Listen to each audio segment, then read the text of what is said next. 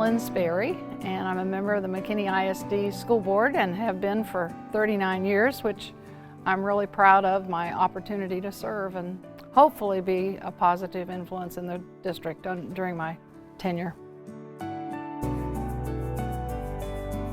I grew up in Ohio, central Ohio, down about 30 miles south of Columbus, and that's a town called Circleville. However, I lived on a farm outside of town, so I was a farm kid.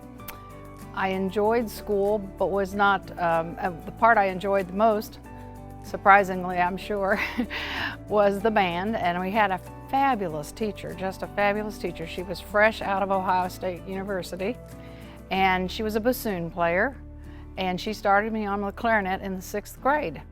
And I continued that, and as I graduated, I decided I wanted to go to the music school or to school to be a music teacher. And so basically I think it was her influence that helped me get to that point.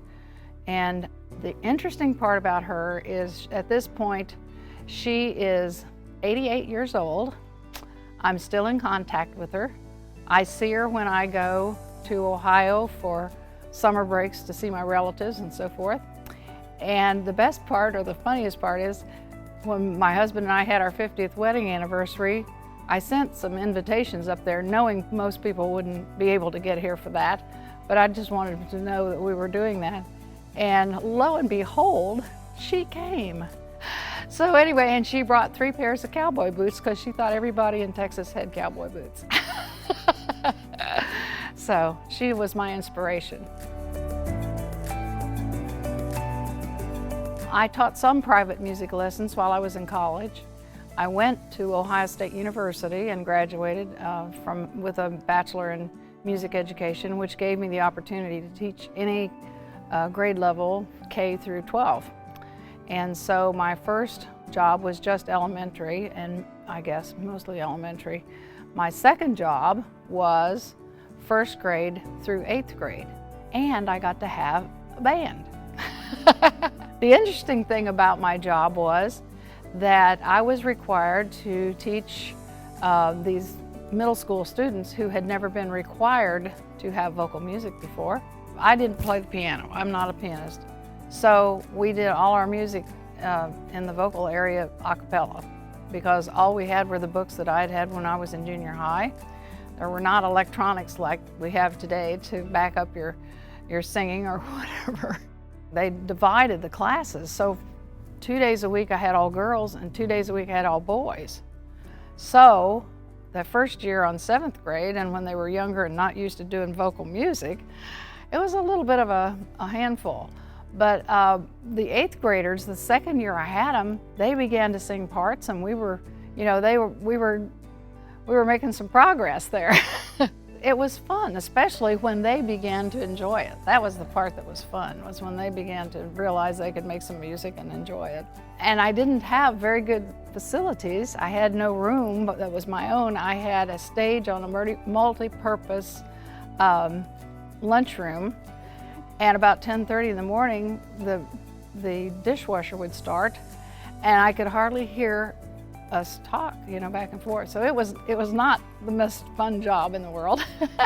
Anyway, that was kind of my teaching experience in Ohio. Then by the time we came back, or not back, I moved from Ohio with my husband, we were expecting a baby, and so I haven't formally taught in a classroom, but then I got interested once my children were big enough to be in school, to be involved in the school system, and this is how I became a school board member all those years ago. I have a husband who is Lynn Sperry, and he is a horticulturalist, and he has had a radio show for several years. He's been the Dallas County horticulturalist, and then he had 13 counties under him as an extension horticulturalist. And then he got into the radio business kind of by accident, because he thought he was going to be a grower, grow plants and have a greenhouse and that kind of thing. And he has a greenhouse, but it never materialized into the business that he was in. So he's been very successful. He also writes books that people probably will know about.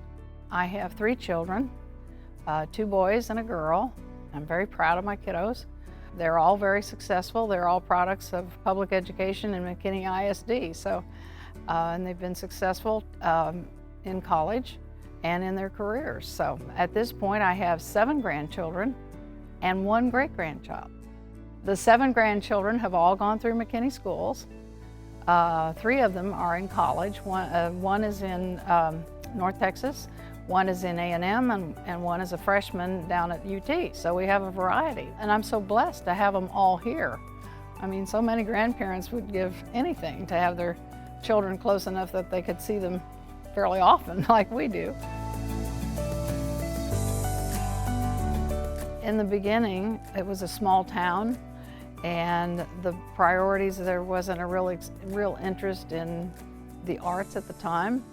And so I found that kind of disappointing, and I thought, oh, this place may change in time for my children, but I don't know for sure. If you make that change, you know, to grow and to have the maturity of the population be such that they want to have things in arts and the other things that kids can have and enjoy. And it is amazing. I'm so excited about how the district has matured and all the opportunities that we offer students here. You know, I'm high on the arts, I'm high on the gifted and talented, and have supported those programs all the way through, but my goodness, we've got kids building airplanes and taking the president of the school board and the mayor up in the air in an airplane that they built. I mean, what a wonderful situation that is, and what, you know, the children come out of our district ready to work and ready to be licensed to do things that never before were possible. So I'm really happy about that. It's just amazing how talented students are. And if you have the opportunity to come and see any of our musicals or come and see the orchestra and the band and my goodness, the art that's displayed every month over in the administration building is phenomenal. And these are young students doing a lot of this. Even down to our Christmas cards, they have a contest where the students can design the Christmas cards. It's so important to have career opportunities that they have in their vocational programs, because students, we can't all go to college. Not everybody wants to go to college.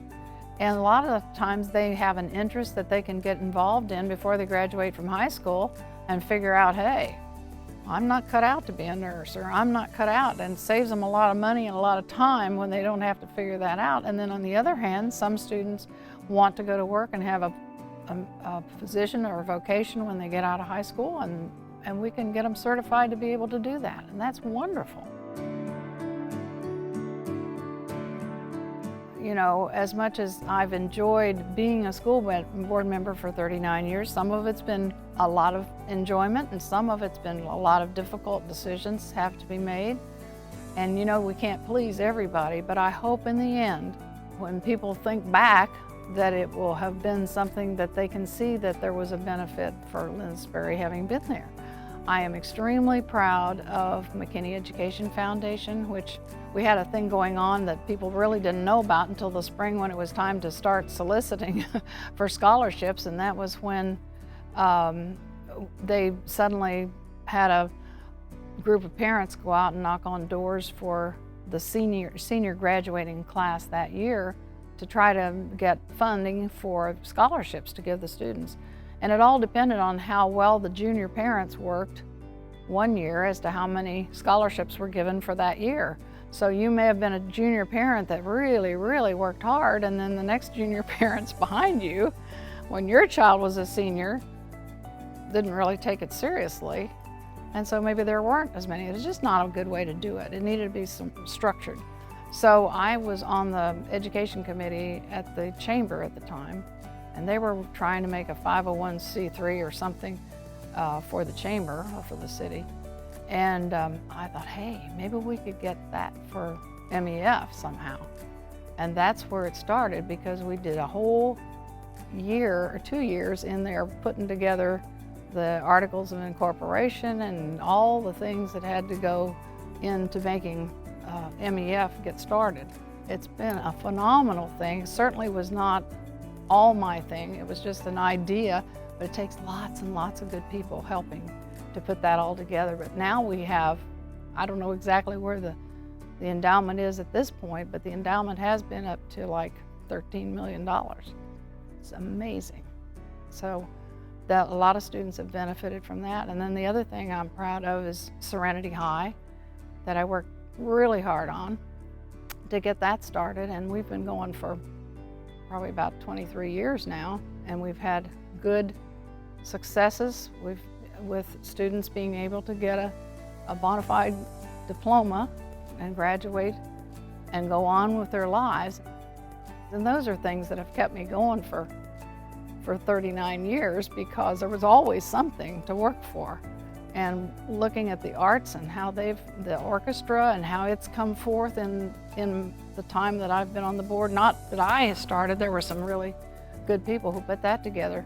And it just has blossomed. It's just amazing. Just lots and lots of good things that have happened, and I'm glad to have been here to be part of it.